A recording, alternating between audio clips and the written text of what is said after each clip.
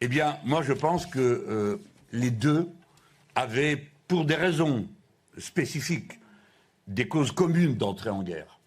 Et quand je dis des causes spécifiques, c'est très matériel, très concret. Pour M. Netanyahou, éliminer un adversaire, et donc un adversaire très puissant, et donc se garantir la domination sur la région. Toute la région. Pas seulement le petit endroit où il se trouve, toute la région. Tous les pays qu'il y a là, ayant en vue et en destination l'Afrique tout entière.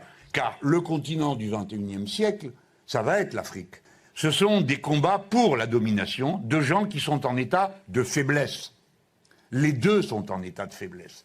Ils le sont à titre personnel. M. Trump comme M. Netanyahou ont des problèmes avec la justice de leur pays. Pour l'un, c'est déjà en route, M. Netanyahou. Pour l'autre, ça ne saurait tarder. Compte tenu de ses mauvaises fréquentations, je n'en dis pas plus pour l'instant.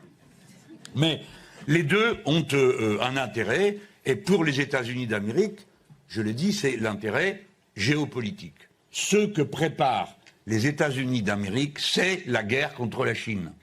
Ils le font méthodiquement parce qu'ils ne peuvent pas gagner contre elle économiquement, comme je vous l'ai dit il y a un instant.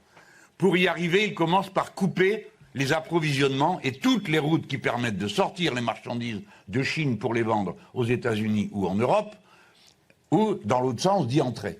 La coupure de la route par le détroit d'Ormuz, c'est une quantité considérable de pétrole qui n'arrivera pas à la Chine. Et en même temps, c'est une manière de couper la route aux marchandises qui viennent de la Chine. Jelajahi cara baru mendapatkan informasi. Download Metro TV Extend sekarang.